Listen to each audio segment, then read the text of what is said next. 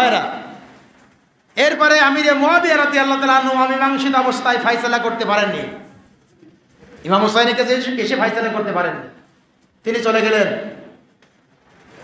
তিনি সিরিয়ায় চলে গেলেন, দামেস্কে চলে গেলেন। দামেস্কে চলে গেলেন 60 হিজরিতে, হিজরি 60 সনে। আমিরে মুআবিয়া রাদিয়াল্লাহু তাআলা আনহু ইয়াজিদকে একটা উপদেশ দিয়ে গিয়েছিলেন, শোনো বাবা, এই বিশাল কঠিন পরিস্থিতির মধ্যে ফায়সালা করে যেতে যদি আমি না পারি, তাহলে ফায়সালার আগে যদি আমার মৃত্যু হয়, ইমাম হুসাইন রাদিয়াল্লাহু তাআলা আনহু যদি তোমার মুখোমুখি হয় যে তুমি তোমার ভিতরে নমনীয় প্রদর্শন করবা, রসুলের দৌহিত্রের সঙ্গে তুমি যুদ্ধে লিপ্ত হতে যাবা না, এটা তোমার প্রয়োজন না। রসুলের দৌহিত্র ইমাম হুসাইনকে তুমি সম্মান প্রদর্শন করেছো। এই ওসিয়াত করার পরে 60 হিজরিতে আমিরে মুআবিয়া রাদিয়াল্লাহু তাআলা আনহু অমীমাংসিত অবস্থায় তিনি ইন্তেকাল করেছেন, তিনি মারা গেছেন।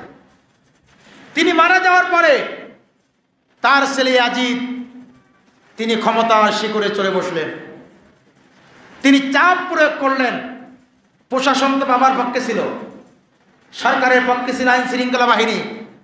আপনারা দেখবেন বিগত সময় রাস্তায় দাঁড়াতে পারেননি, যে রাস্তায় দাঁড়াতে না পারা, প্রশাসনের কাছে সাধারণ মানুষ রাস্তায় জিম্মি।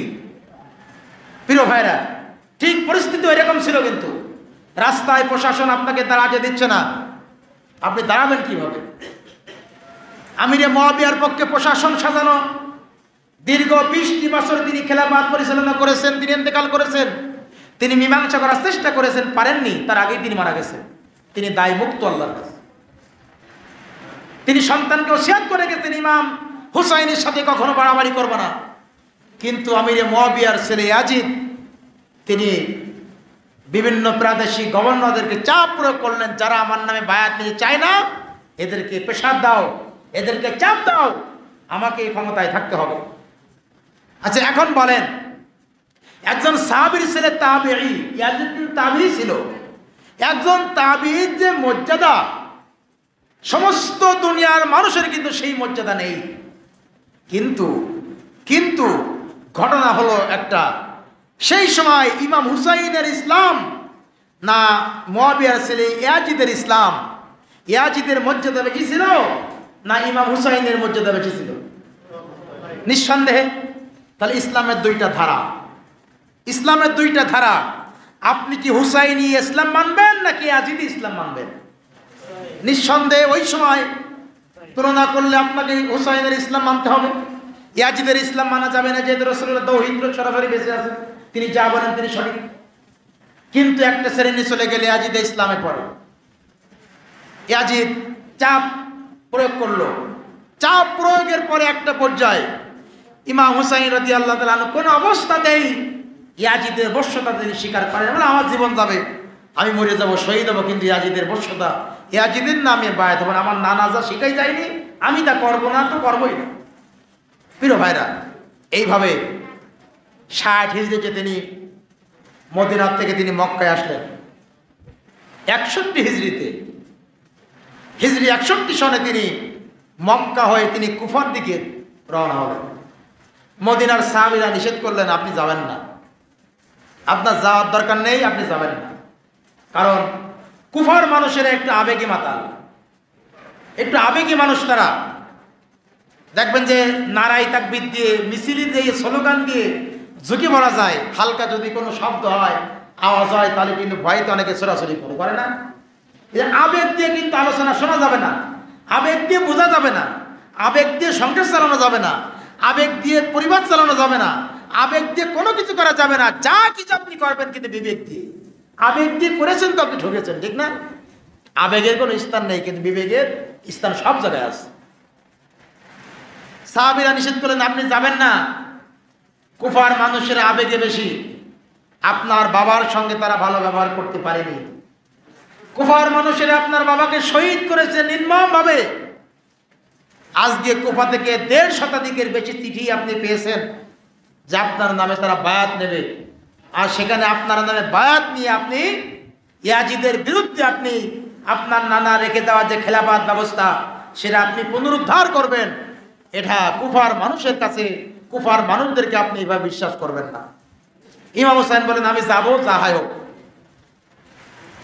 নবী করিম সাল্লাল্লাহু আলাইহি ওয়াসাল্লাম যখন বেঁচে ছিলেন, জিবরিল আমিন আল্লাহ রসুলের সামনে একটা পাত্রে করে রক্ত নিয়ে আসলেন। জিবরিল আমিন জিজ্ঞাসা করলেন, আল্লাহ রসুল জিজ্ঞাসা করলেন, জিব্রাইল, এটা কার রক্ত? জিবরিল আমিন সেদিন বলেছিলেন, ইয়া রাসূলুল্লাহ, আপনার রেখে যাওয়া, আপনার ইন্তেকালের পরে আপনার উম্মতের একটা গোষ্ঠী, আপনার দৌহিত্র ইমাম হুসাইন রাদিয়াল্লাহু তাআলা আনহু কারবালার প্রান্তরে তাকে শহীদ করে ফেলবে, তার আপনার উম্মতের একটা গোষ্ঠী। এটা ইমাম হুসাইন এবং তার সাথীদের রক্ত আল্লাহ আপনাকে দেখাতে বলেছে। সুবহানাল্লাহ। ইমাম হুসাইন রাদিয়াল্লাহু তাআলা আনহু, উম্মে সালমা রাদিয়াল্লাহু তাআলা আনহা, রাসূলুল্লাহর স্ত্রী, আমাদের মা, তিনি স্বপ্ন দেখেছেন আল্লাহ রসুল মদিনার রওজায় শুয়ে শুয়ে তিনি কাঁদতেছেন। উম্মে সালমা বলছেন, ইয়া রাসূলুল্লাহ, আপনি কেন কাঁদেন? আপনার কাঁদার কারণ কি? আল্লাহর নবী বলেন, উম্মে সালমা, এই মাত্র আমি কারবালা থেকে ঘুরে আসলাম, আমার দৌহিত্র কলিজার টুকরা ইমাম হুসাইনকে তারা শহীদ করে, তারা মেরে ফেলেছে, তারা শহীদ করে ফেলেছে। প্রিয় ভাইরা, ইমাম হুসাইন রাদিয়াল্লাহু তাআলা আনহু তিনি কুফাবাসীদেরকে বিশ্বাস করে তিনি কুফার পথে উঠলেন। সাহাবেরা এত নিষেধ করলেন, কোনো কথা তিনি বললেন, না, আমি মানব না, আমি কুফায় যাব, সেখানে খেলাফত ব্যবস্থাকে পুনরুদ্ধার করার জন্য আমার যে চেষ্টা, আমি সব কিছু করব। তিনি ৭২ জন একটা কাফেলা, পরিবারের ৭২ জন কাফেলা নিয়ে তিনি চললেন। ৪০ জন পুরুষ আর ৩২ জন নারী ও শিশু নিয়ে তিনি কুফার পথে উঠলেন। কুফার পথে উঠে একটা পর্যায়ে ইরাকের ভিতরে তিনি যখন ঢুকলেন, কুফায় প্রবেশ করার আগে ইয়াজিদ, তখন তো মোবাইল টেলিফোন নেই যে সাথে সাথে মোবাইল হবে, সেই মোবাইলের যুক্ত না, ইয়াজিদের কানে যে কোনো কায়দায় চলে গেছে ইমাম হুসাইন এই খেলাফত ব্যবস্থাকে পুনরুদ্ধার করার জন্য তিনি কুফায় আগমন করতেছেন। কুফার গভর্নর ছিল নোমান ইবনে বাশীর রাদিয়াল্লাহু তাআলা আনহু। তিনি নবী পরিবারে পরে একটু তার দুর্বলতা ছিল। দেখবেন ছাত্রদের যেমন শিক্ষকের প্রতি একটা দুর্বলতা থাকে, শিক্ষক যাই বলুক না কেন, ছাত্র শিক্ষক সামনাসামনি খুব বেশি কিছু করা যায় না। প্রিয় ভাইরা, তো রসুলের পরিবারের পরেই একটু দুর্বলতা ছিল নোমান ইবনে বাশীর রাদিয়াল্লাহু তাআলা আনহু। তো ইয়াজিদ দেখলো ইমাম হুসাইনকে যদি গতিরোধ করতে হয়, প্রতিবাদ করতে হয়, তাহলে নোমান ইবনে বাশীরকে দিয়ে সম্ভব হবে না। তিনি প্রাদেশিক গভর্নর চেঞ্জ করলেন, নোমান ইবনে বাশীর রাদিয়াল্লাহু তাআলা সরাই দিলেন, সেখানে নিয়োগ করলেন ওবাইদুল্লাহ ইবনে জিয়াদকে।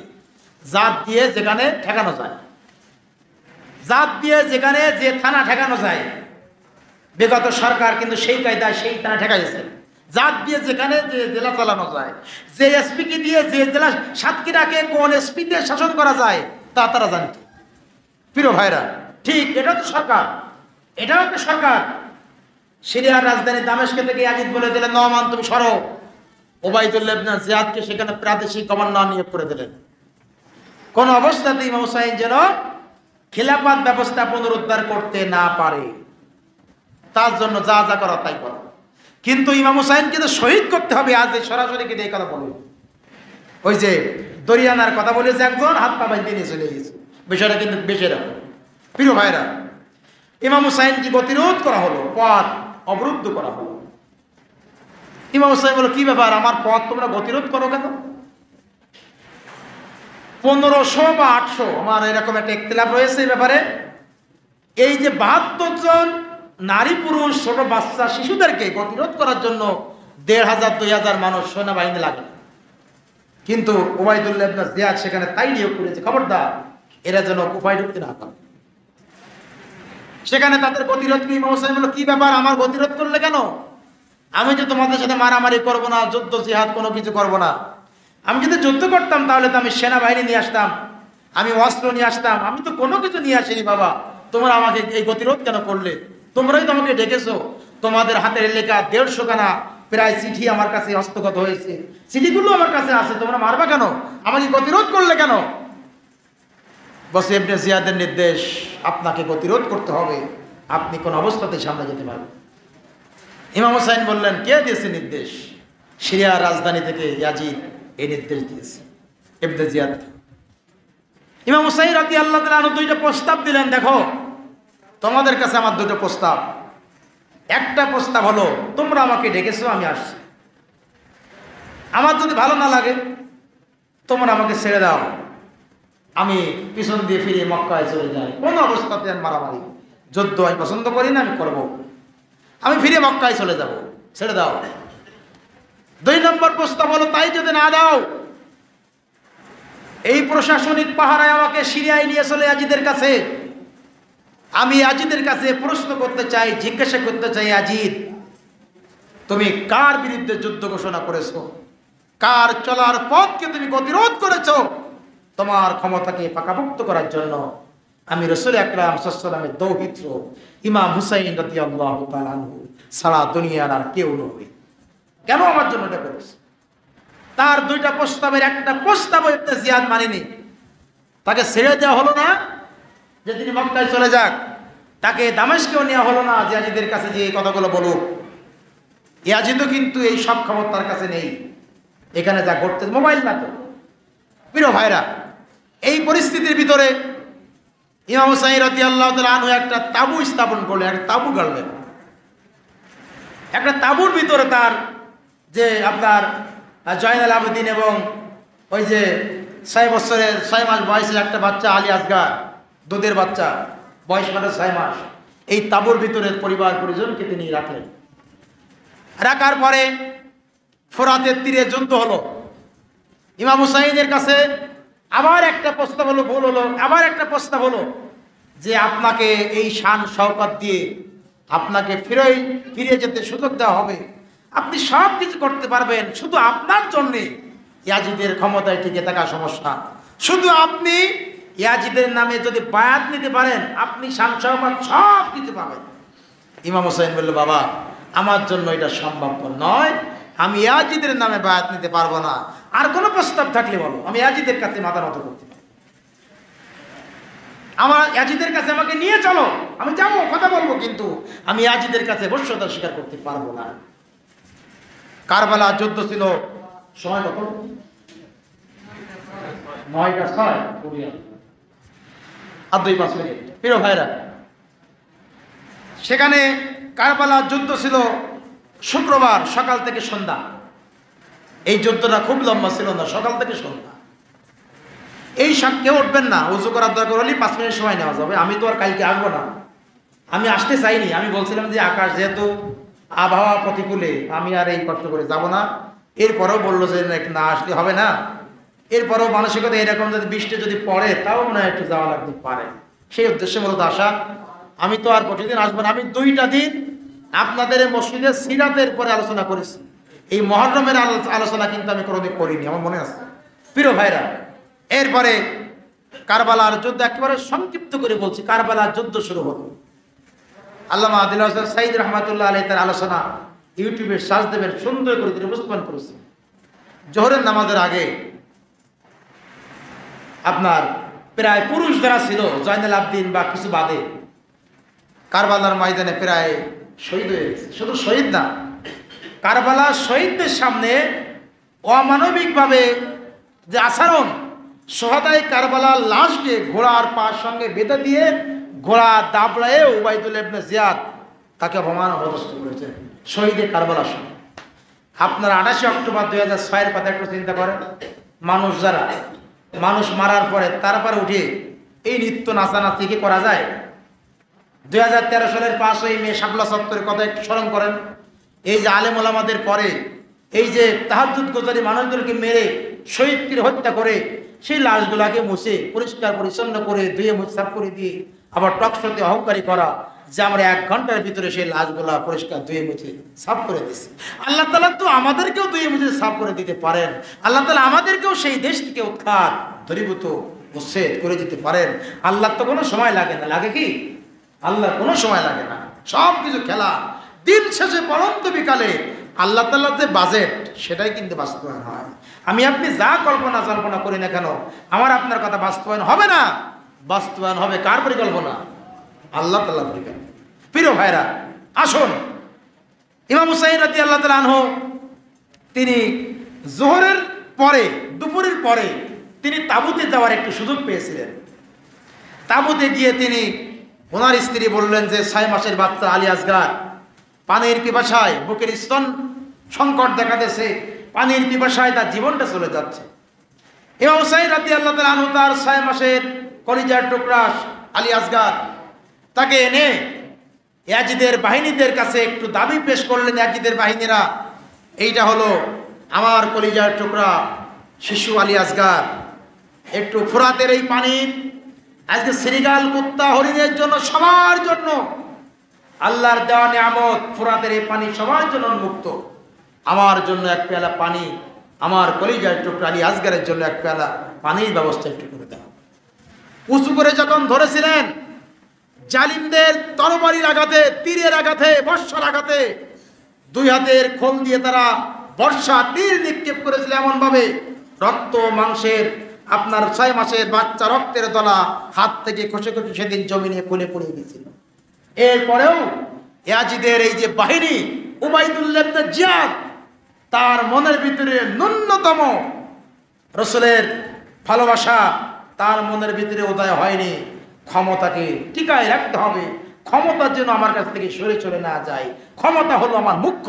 প্রিয় ভাইরা, তা মানুষ মারা যায় যাক, ইমাম হুসাইন যদি আমাকে না মানে আমি মানানোর চেষ্টা করব, কিন্তু আমি সহসায় ক্ষমতা ছাড়ব না, এই উদ্দেশ্য ইয়াজিদের ছিল না। এই যে ক্ষমতাকে পাকাপোক্ত করার জন্য যা ইচ্ছা তাই যারা করে তারাও ইয়াজিদের উত্তরাধিকারী। প্রিয় ভাইরা, ইয়াজিদ তিনি এইভাবে হত্যাযজ্ঞ চালালেন। ইমাম হুসাইন রাদিয়াল্লাহু তাআলা আনহু বীরের মতন তিনি লড়েছেন, কিন্তু মাথা নত করেননি। তিনি যখন শহীদ হবেন, তাকে উদ্দেশ্য করে যখন ইবনে জিয়াদের বাহিনীরা তীর বর্ষা নিক্ষেপ করতেছে, তিনি তখন শাহাদাত আঙ্গুল উঁচু করে বলেছিলেন, শোনো ইয়াজিদের বাহিনীরা, ইমাম হুসাইন কখনো ইয়াজিদের নামে বায়াত গ্রহণ করতে প্রস্তুত নয়। সুবহানাল্লাহ, আমি মারা যাচ্ছি কিন্তু আমি ইয়াজিদের নামে বায়াত নেব না, আমার সব শেষ, আমি ইয়াজিদের নামে বায়াত নেব না। এই হলো ইমাম, এই হলো আওলাদে রাসূল। রাজতন্ত্রের বিরুদ্ধে ফোরাতের তীরে তিনি জীবন দিয়েছেন, তিনি তো আওলাদে রাসূল। কথা বলুন ঠিক কিনা? আওলাদে রাসূল এমনি হওয়া যায় না।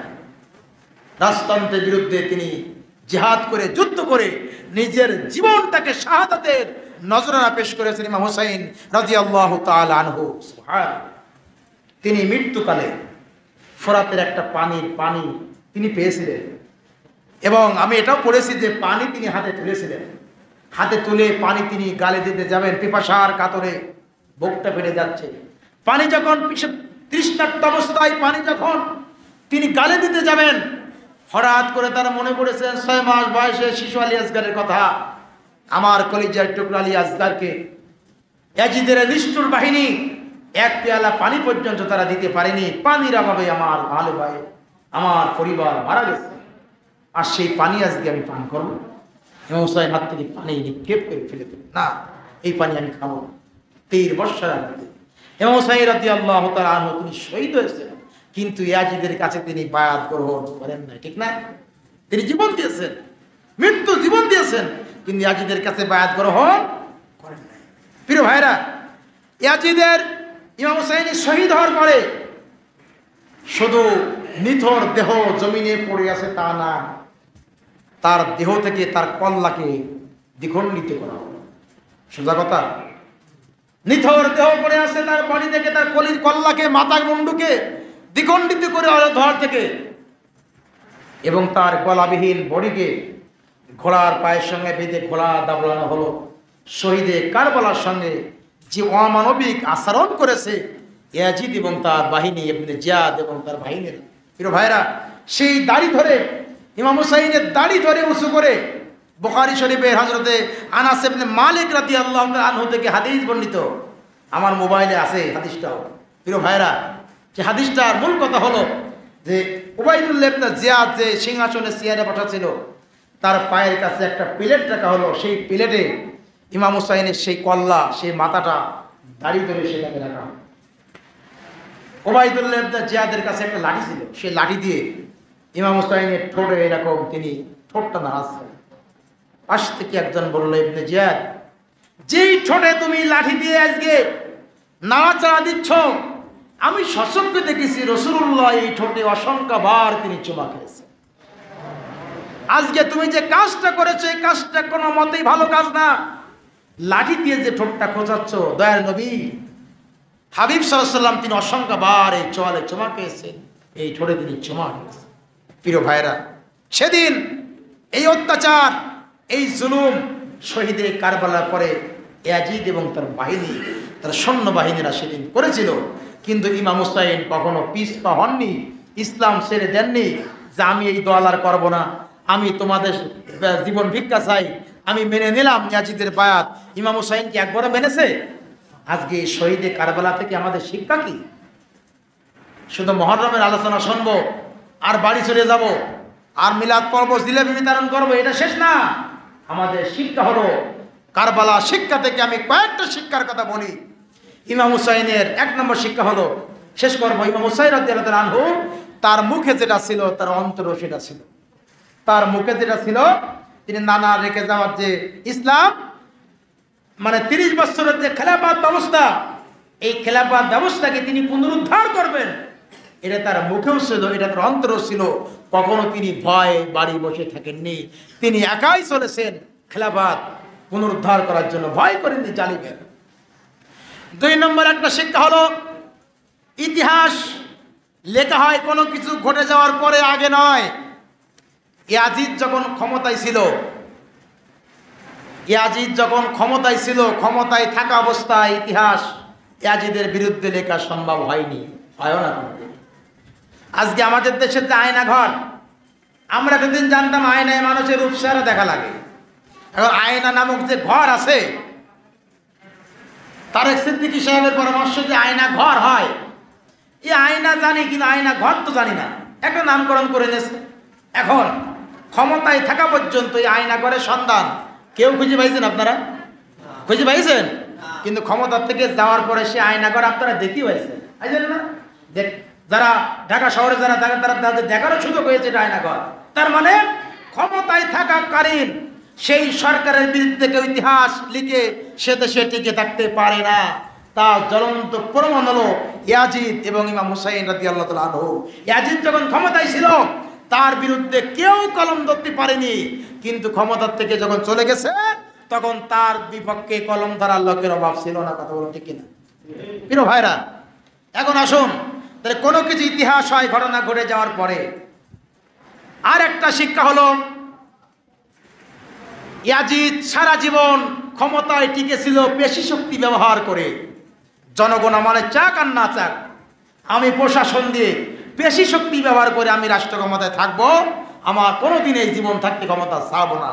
ইয়াজিদ এই পেশি শক্তি ব্যবহার করে তার ক্ষমতার শেষ রক্ষা হয়নি। হয়েছে? হয়েছে। আমির মুয়াবিয়া ক্ষমতায় ছিলেন 20 বছর, ইয়াজিদ ছিল মাত্র 3 থেকে 3.5 বছর। বাবা ছিল 20 বছর, ছেলে ছিল 3 থেকে 3.5 বছর। জালিম যারা, জুলুমবাজ যারা, অত্যাচারী যারা করে, জুলুম নির্যাতন যারা করে, এই জুলুম নির্যাতন করে বেশি দিন ক্ষমতায় টিকে থাকা যায় না। তার জ্বলন্ত প্রমাণ হলো ইয়াজিদ। কথা বলুন ঠিক কিনা? আর ইয়াজিদের অনুসারী করে যারা এই কাজটা করবে, আল্লাহ তাদেরকেও বেশি দিন ক্ষমতার মসনদে টিকায় রাখতে পছন্দ করেন না। তাহলে পেশি শক্তি ব্যবহার করে, রাষ্ট্রযন্ত্র ব্যবহার করে ক্ষমতায় টিকেছিলেন কে? ইয়াজিদ। আজও পর্যন্ত যারা এই কাম করতে চায় তারাও ইয়াজিদের উত্তরাধিকারী না? রাষ্ট্রের জনগণ আমার চায় না, আমি প্রশাসনে পরে ভর করি, আমি বছর বছর পর্যন্ত আমি চলে আসলাম, আমার যে যা বলে বলুন, কোনো কথা শুনবো না, প্রশাসন সব আমার। এরকম ছিল না? মসজিদ তো এই জন্য আমি এর বেশি করবো না। আমার ভাইরা, এরপরে আসেন আর একটা শিক্ষা। ইমাম হুসাইন শির দিয়েছে, কিন্তু শির নত করেননি কোনো। তিনি শির দিয়েছেন, তিনি কোনোদিন শির নত, শির দিয়েছেন, গর্দান দিয়েছেন, দ্বিগণ্ডিত হতে বাধ্য হয়েছে, কিন্তু তিনি কখনো এই শিরটাকে নত করেননি। শির নত করলে তিনি ভালোভাবে বাঁচতে পারতেন কিনা? এরপরে পেশি শক্তি ব্যবহার করে বেশি দিন রাষ্ট্র ক্ষমতায় টেকা যায় না। ইয়াজিদ 3.5 বছরে জনমের মতো বিদায় নিয়েছে। ইয়াজিদের বংশে আর কোনোদিন কেউ ক্ষমতায় আসতে পারেন নাই। আল্লাহ যাদেরকে চায় না, আল্লাহ তাদেরকে সেই জনপদ থেকে বিতাড়িত করেন, দূরে সরাই দেন। আল্লাহ সেই বংশ থেকে আর তাকে ক্ষমতায় দেন না। ইয়াজিদের বংশ থেকে কেউ ক্ষমতায় আসতে পারেনি।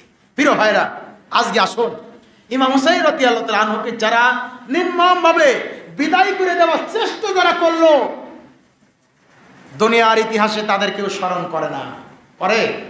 ইয়াজিদের নাম, আচ্ছা ইয়াজিদ একজন বিশ্ববিখ্যাত ভাইরাল নামে আছে, আবু জেহেল। বিশ্ববিখ্যাত ভাইরাল নাম আবু জেহেল, ইয়াজিদ আর আবু জেহেল। আপনারা মুসলিম মহলের বাইরে অমুসলিম যারা, তারাও তার নিজের ছেলে সন্তানের নাম ইয়াজিদ বা আবু জেহেল কেউ রাখে? এ তো সব পরিচিত মান, ভাইরাল লোকেরা, কি তাদের নাম ওরাও জানে না। ঘৃণিত, লাঞ্ছিত, অপমানিত, পদতলিত ইমাম হুসাইন নন্দিত, বিজিত, ইয়াজিদ নিন্দিত, ঘৃণিত, অপমানিত, পদতলিত, লাঞ্ছিত। সুতরাং জাতি তাকে ঘৃণা করে। কথা বলো ঠিক কিনা?